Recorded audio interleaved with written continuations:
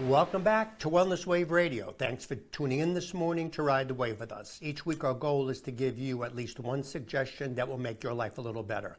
My name is Phil George. I'm a clinical biochemist, a certified personal and health coach. Please remember that everything we discuss on this show is for informational purposes only and should not be taken as medical advice. Always seek the guidance of your medical professional. So I've got a radio show that I do on WCRN. And obviously I do this show, and this show actually is going to be ported over to YouTube, and it's also sent out to Dreamvisions 7, which is actually a syndicated international company. So if you just type in Wellness Wave Radio, I'll pop up in different places, and we cover a lot of different topics.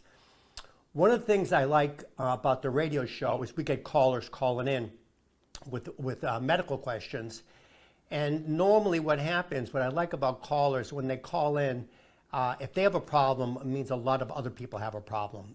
And if you want, my suggestion on stuff, again, not medical advice, but the way I explain to clients, if I were you, this is what I would do, but I'm not you. You have a different genetics than I do, and we're different people, but at least it gives you something to think about. And I mentioned to everybody, I really appreciate you doing your own research. I'll give you my advice, but it's best to, look around and see what else is out there. So I had a really interesting call on the show, and this woman specifically called in and was having a lot of digestion issues. IBS, irritable bowel syndrome, IBD, irritable bowel diseases, SIBO. There's a whole bunch of stuff to do with the gut. And if you have a lot of gut upset, if you've got constipation and diarrhea, that's really not a very pleasant thing to have. It really limits your lifestyle. It can be obviously very unpleasant. So as a biochemist, I want to know what they call mechanism of action, why it happens. So we're going to be doing a little bit of, in terms of getting over the whole, getting over the whole gut thing, how it works and things like that. But I thought it would be helpful if I read the email she sent me and my response to the email, and I think this will give us a good start. So obviously I'm going to keep her name is Kathy. I'm going to keep her last name for confidentiality reasons, that I think this must be done by her husband or her son, because he sent the email. He says, "Hi Phil, I enjoy your show. Kathy called your show today and you told her that you would email her about bacteria in the stomach and SIBO. By the way, SIBO stands for small intestinal bacterial overgrowth. The doctor gave her antibiotics for her stomach. It's called Zevantin, 500 milligrams 3 times a day. Thanks for talking with her and taking the time to answer her questions. Also, is dysbiosis a form of bacteria?" So what I mentioned on the show, I said to Kathy, I said, "It sounds like you have dysbiosis." So he must have thought that was a bacteria. All dysbiosis means is that, and I get into this later in the show, you have different bacteria in your gut. Some of them are good, some of them are not so good. And when the bad bacteria takes over, you wind up with a lot of these problems. So I'm going to get into the whole, biochemistry of that in a second. So this is my answer, the email answer. I said, based on what you told me, and the medication, I'm almost certain she has SIBO, small intestinal bacterial overgrowth. The breath, and what they do for SIBO, they give you a breath test. First, I asked her if they did a stool culture. With a stool culture, what they do, and I did this when I worked in the lab, we would culture the stool and see, you're supposed to have in your stool a normal bacteria, it's called E. coli, and that's normal. But if you have parasites or if you have fungal and stuff like that, you're not supposed to have it. Then they can give you an antibiotic, or they can also give you herbal treatments for that, which I'm going to get into in a little while. That can knock out these these pathogens. It could either be bacteria, it could be a fungus, it could be a parasite. So let me see, blah blah blah. Okay, the breath. So what happens? They're looking for SIBO. What happens with your small intestine, you're not supposed to have a lot of bacteria in there. So let me just, like a little bit of anatomy. So what you have is, obviously you have your esophagus, it goes into your stomach, and then from your stomach it goes into your small intestine. The reason they call it a small intestine, because it's smaller than your large intestine, so that kind of makes sense. So what happens is you're not really supposed to have a lot of bacteria in there. Most of the of the fermentation, digestion happens in your large intestine, and that's where you make the stool and things like that. And you can see it. It's a long tube down there. So with the small intestine, that's where you absorb most of your food. So it goes into your stomach, comes through a sphincter, and basically goes into the small intestine. So you're not supposed to be fermenting things in there. You're supposed to be fermenting things in your large intestine. But what happens, let me get back to the email here, blah, blah, blah. So I goes, as I mentioned, you should not have certain types of bacteria in the small intestines. Since her bowel, and I asked her on the show, how were your bowel movements?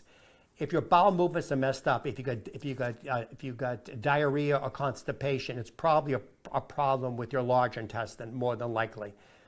But she said her bowel movements were normal. So again, in medicine, we have to do something called rule out. So when we're looking at patients for different pathologies or sicknesses, what we're looking to do is rule out what it's not. So normally, if you don't have diarrhea or if you don't have constipation, it's probably not the problem with your large intestine, which is IBD, IBS, irritable bowel syndrome, irritable bowel disease, Crohn's disease, things like that. That's in the large intestine. You can have problems with your small intestine, and that's called SIBO.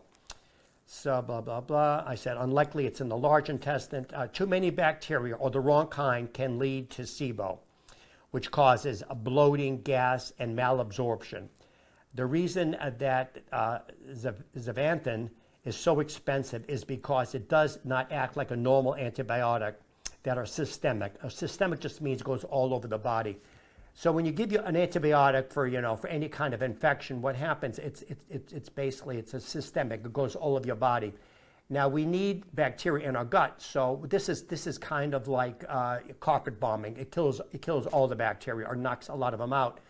That's why a lot of times they're going to give you an antibiotic. They're going to want to give you a probiotic, good bacteria, so you can regrow, or you can regrow the bacteria. One of the main things you got to think about is, in fact, one of the sayings is all disease begins in the gut. So if your gut's not healthy, you're gonna have a lot of problems. So I covered that. Okay, so it says it kills. So the most biotics, most antibiotics wind up killing most of the bacteria. So you only want certain bacteria killed. So this particular antibiotic is limited to the small intestine. So you're not doing a lot of carpet bombing where you're kind of killing everything. And I went on, dysbiosis just means that you have too many bad bacteria and not enough good bacteria. I said to Kathy, first we need to confirm that it is SIBO. We got to make sure that that's what it is. So most doctors have something called a portal where you can type in and ask them questions, and then they can get back to you when they get around to it. Or I told us you can call the office and ask them. So we want to make sure it's SIBO.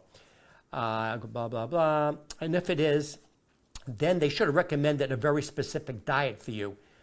There's a very specific diet you want to use for SIBO, because what happens, it's fermenting. You can think about fermenting, bread or beer or something like that. If you've ever seen beer being made, it gives off a lot of gas.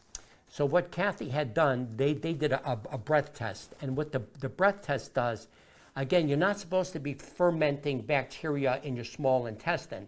So this should be negative. So what they do is they have you breathe into something, and then they'll give you a certain type of carb. And if you do have SIBO, it ferments it, and you're going to give off either three types of gases. One of them is methane, the other one is hydrogen, and the third one is hydrogen sulfide. They can limit exactly which one of those gases gives off to let them know which type of bacteria you have in your small intestine. So that's one. That's the reason they give the test. So I'm almost positive, because Kathy said they did give her the breath test. They're not going to give you a breath test to see if it's irritable bowel syndrome or irritable bowel disease or Crohn's or things like that, because that's a large intestine. So we're talking about two different things here. We're talking about problems with your large intestine, which normally causes, again, diarrhea or constipation, or if it's in the small intestine, that's a problem. So a couple of things here. Again, I'm a biochemist. I want to know the root cause of the problem. So I didn't cover this on the show, but this is important. You guys, I'm sure have heard of acid reflux or GERD. Actually, I had this. I had something called silent acid reflux, to where basically I don't get a lot of the burning. Like a lot of people wind up in the ER when they used to work in the hospital. They would come in and thought they were having a heart attack when they would just have an acid reflux. So it can cause a lot of burning in your heart. Your heart, they call it heartburn for that reason. Now, what happens is a little bit again. There's an expression that nothing makes sense in biology except through the lens of evolution. I like to call it evolutionary biology. So as we get older, we produce less and less stomach acid, and stomach acid is really, really important.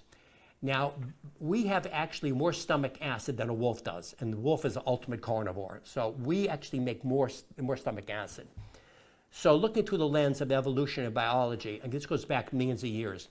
So when we whatever you believe in terms of evolution, when we came out of the trees and we were looking around, they thought we were basically just like hyenas. We would eat a lot of dead stuff, dead carcasses, because we weren't very good at hunting. I mean, we're not a lion, we're not a wolf, we don't have big canines and stuff like that.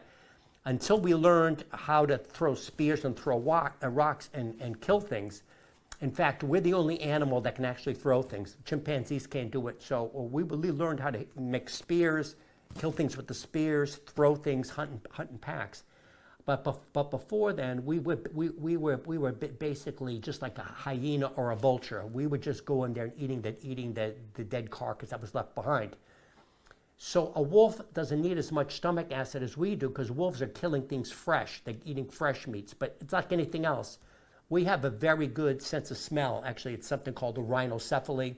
It goes, we're hardwired to smell things that are bad. So if you're sniffing something that doesn't smell good, you're not going to eat it. So it goes into our brain and says, you should eat this because it's bad for you.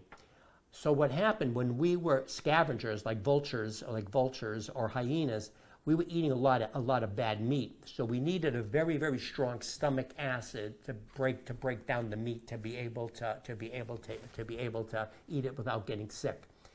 So we still have that to this day. So our body is hardwired to have a lot of stomach acid. The problem is as we get older, we produce less and less stomach acid. So the way it works with your digestion, you eat something, you chew it, it goes down your esophagus, goes into your stomach. So what happens is the stomach acid then breaks it apart. And if it doesn't break it apart, what will happen is, first of all, if you don't break it apart, you can't absorb a lot of nutrients, a lot of the meat and stuff like that. You just can't absorb it. Then what happens? It goes from your stomach into the small intestine. The problem, if it's not digested correctly, or if you can't break it down, it'll sit in your stomach too long. Now you have a sphincter that looks like this between your esophagus and your stomach, and this little sphincter here. If you're not digesting the food correctly, what will happen is the food will start coming up through the sphincter, and that's one, in my opinion anyway, one of the reasons why you can wind up with acid reflux. So what I'm going to tell you next, nobody's going to agree with. So I'm going to give you a heads up on this. Most doctors put you on what they call a PPI, proton pump inhibitor, like Prilosec and stuff like that. So they're going to put you on this thing because they want to lower the stomach acid. So granted, when the stomach acid comes back up, it's not as strong because what you're doing is you're ramping down the pH. You're making it less and less acidic. So and that works for a while. But what happens is finding out if you don't have enough stomach acid, especially with women, you can wind up with osteopenia, osteoporosis, because you cannot digest the food. The food isn't digested. It can't get into your body. Hits the small intestine. It's not digested correctly, and you wind up with a lot of malabsorption and a lot of mineral and deficiency in general.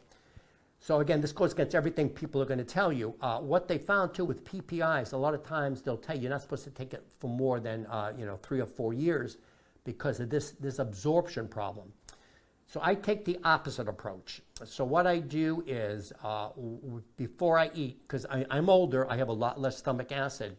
So what I'll do is I'll take a very type of a supplement that has hydrochloric acid in it. Hydrochloric acid is in what you got, but it's bound. So when it goes in there, I get that. I also have apple cider vinegar, which is acidic. I take that. I don't drink it. What I do is I actually take a little pill that is apple cider vinegar. A little warning about apple cider vinegar. You don't want to leave it over your teeth a lot because it'll work away the enamel on your teeth. So that's why I take a pill as opposed to apple cider vinegar. And I also take other types. I take berberine, which also helps break it down. Berberine is also really good. You've probably heard of metformin. Metformin is for type 2 diabetics. Berberine works very much the same way, but it has a lot of other positive things that berberine does. Berberine they've done studies on the SIBO, and what they found is, and the other thing Kathy told me was this particular antibiotic she was using was really expensive because again it works differently than other types of antibiotics. And I did get not medical advice, but if somebody thought they had SIBO, I would start off with the normal stuff. I would start off with the berberine. The other one that they found that's very effective in terms of SIBO is some oregano oil, which the Italians have used for years. Now, the other problem, we talked about the SIBO, small intestinal bacterial overgrowth. The other one is small intestinal, basically a different type of overgrowth, like what they call candida, which is basically like a fungus. You can have a fungal overgrowth. It's called SIFO. It's called small intestinal overgrowth of this fungal overgrowth. So if you're being treated for SIBO for bacteria, the problem's not the bacteria. The problem is you got fungal. So whatever they're giving you, because it's an antibiotic, it kills bacteria. It's not going to kill the fungus. So that's why you want to know exactly what's from this breath test. If you're giving off these particular gases, you're going to know it's bacteria. If it's not giving those gases, it could be a fungal infection. And that's a whole other, I think it's called flagella. They give you a different type of medication for that. But again, before you go down the whole road to where you wind up, going to all these antibiotics, antifungals, you may want to go the natural route again. So with the natural route, I send over to her. So what I would do if I thought I had this, I would start off with berberine. Berberine is natural. It does a couple of things. One thing, it's antimicrobial, which means it kills not only bad bacteria, it also kills the fungus. So you get a twofer there. The other thing it does is it's what they call a glucose disposal agent. Most people, they're gaining weight and stuff like that. So before you have a meal, what I recommend to all my clients, the first thing you want to do is have berberine, and you want the apple cider vinegar. It also doesn't hurt to take a little bit of lemon juice. Again, that's acidic. That's all acidic. It's all going to help you digest your food and get the blood sugar out of your system, get them into your muscles and things like that. The other one I talked about is oregano oil. It's what they call, it's a broad spectrum antimicrobial. It even kills viruses. It does a lot of stuff. So you can take a shot of that in oregano oil too. So if you have these kind of digestive upsets, and if you can't afford to spend the money to do the breath test, what you can do is, I would suggest, best of my knowledge, there's no downside to this. So this kind of, the berberine, the oregano oil, they kind of kills the fungus, and it kills also the bacteria. But it's not going to kill the good bacteria. So it's more of a selective antimicrobial agent. The other one that's really good is allicin from garlic. So garlic is really good for you too. So these are three things you can take on a regular basis. You can put the garlic into your meals or whatever you want to put it on, or you can just take garlic. They have, in fact, you got to be careful on where you get your supplements from. Supplements are a tricky business. A lot of them are made in China, India. You don't know what the heck is inside of there. So I have trusted sources that I get my supplements from. Not only this, I have a very specific supplier that they check out all the stuff, make sure it's legit. But I go back and I check it again, so you get it double checked. So if you want to know, if you got a problem, I can give you certain supplements that will help with that problem. The big one is, again, is this whole thing with the gut issues, and we have things that will actually help take care of that. The other one, this is called, if you have it, it's something called a low FODMAP diet.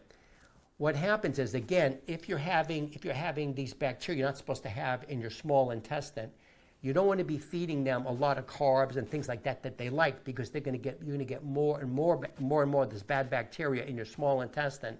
It's going to make things even worse. So you have to go on a very specific diet. And I asked Kathy, and her doctor as far as I know, didn't recommend the diet. So that's one. It's specifically very low carbohydrate. So if you ever seen like a bread or a beer, right? They put a lot of carbs in there and they ferment the carbs.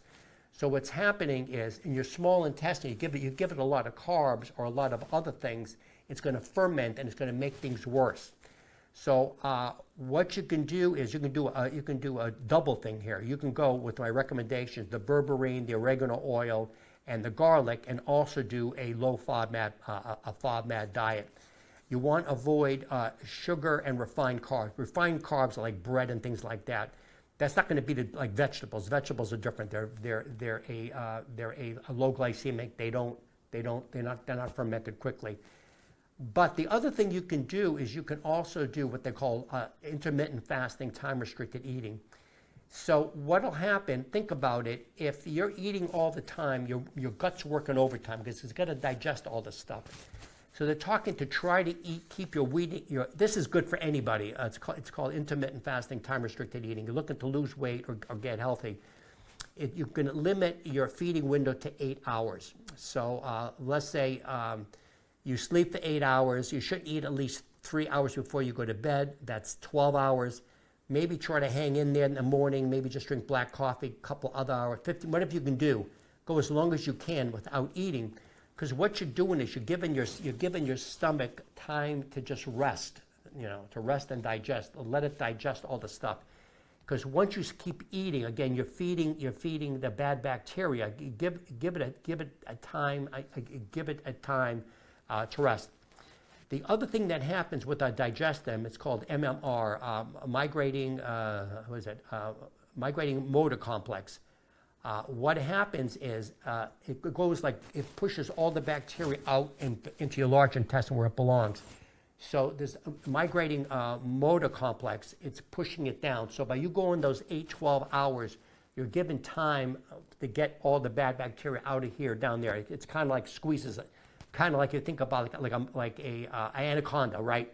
It's squeezing all the bacteria down where it's supposed to be. It's trying to get it out of here. So between not eating, giving your digestion a chance to rest, and get this MMR, pushing down all of the bad bacteria into the large intestine, you're helping out with that. So that's stuff you can do. A lot of people can't afford to have these breath tests done, and they can't afford all these expensive antibiotics. So again, not medical advice, but you may want to consider going down that route where you're, just try the stuff, the berberine, the oregano oil, and also the garlic. The other big one is stress reduction. So if you're stressed all the time, what happens, you release a lot of cortisol. Cortisol also interferes with your digestive system. There's a really good book by Robert Sapolsky. It's called Why Zebras Don't Get Ulcers. He actually teaches evolution biology at Stanford. And actually, this is the textbook they use at Stanford, but it's very readable. And the example he gets is, you think about it, you get the zebra and he's walking along and the zebra's very happy and a lion's chasing him. Well, the zebra is going to run for his life. So what happens is he shuts off everything. He shuts off his digestive system. In fact, you probably heard the expression, he peed his pants, he pooped his pants. The reason for that, if you get really, really afraid, you want to avoid everything in your body, get everything out. That's why the zebra will pee and poop and just get everything out of him so he can run as fast as possible. Other thing that happens, you don't need your reproduction. You're not going to be reproducing because you want to survive through this whole thing. So basically, everything shuts down when the zebra's running away. However, once the zebra escapes from the lion, Or if he escapes, he's happy. So he's back, he's eating the grass, he's happy. He forgets about the line. He's not worried about the line anymore. We as smart monkeys, however, we perseverate on this stuff. We get upset and we think about it over and over again. So once that cortisol, once all of those stress hormones release from something called our limbic system, you probably guys have heard of the limbic system, where basically it gives off a lot of stress hormones. Once you release it, it kind of stays in your system for a while. If you've ever had anybody cut you off in traffic and you get really, really upset, you're sitting there and you're releasing these stress hormones over and over again. It doesn't just stop when it happens. Again, the zebra just forgets about it. We don't. We keep getting stress off. So remember, it's interfering with our whole digestive system. So what's happening is we're still giving off all of these stress hormones, and we're not digesting. So you want to go with stress reduction. And there's a few ways of doing that. So you guys have probably got people get really stressed out and they're hyperventilating. What do? They give them a bag, breathe into the bag, because you want to be able to slow down your breathing. So our body talks to our brain. So if we're breathing very rapidly into our chest, it tells our brain that there's danger. Again, it shuts down our digestive system and messes it up. So what you want to do, what they do is called belly breathing. You want to breathe into your belly. You want to be cognizant of where you're breathing. So a couple of quick things in terms of breathing. So you want to breathe into your belly, out of your chest into your belly. In fact, you can put your hands in your belly. The other one, quick way to do it is it's called the birthday candle breath. So in other words, imagine that you're going to blow out birthday candles on a cake. You go. What it does, it shuts down what they call your sympathetic, which is your fight or flight system, and puts you into the parasympathetic, which is your rest and recovery part of it. So that's what you want to do. You want to recover. It'll help slow down your digestion. So the takeaway from here is, again, what you want is the berberine, oregano oil, garlic. You want to go on the low FODMAP diet. So feel free to email me, philgeorge@charter.net, and what I'll do, I can send you all these things. I can send you where to get the supplements from, because you got to be careful where you get that. Everything's included in there, and again, from trusted sources. In fact, if you're using supplements now and you don't know, where they come from, email me. A lot of times, I'll look at the supplements and see if they're any good to begin with, and then I can make suggestions for you. So we're coming up to the end of the show. Again, feel free to email me, philgeorge@charter.net. And again, we have, you can just go to Wellness Wave Radio. You'll see all of my YouTube videos on there. I got podcasts on there. I got everything. Or if you want to, again, the radio show is on WCRN. That's Howie Carr, Woosocks Rellers. You can call into that show, or you can email me, philgeorge@charter.net. I can send you the number to call. And let me see, anything else I forgot? And okay, thanks, Kathy, for sending that in. I hope that'll help a lot of other people too, because a lot of people have this problem. Having problems with your gut is not a good thing. Okay, so that's it for me, and I'll see you guys next week.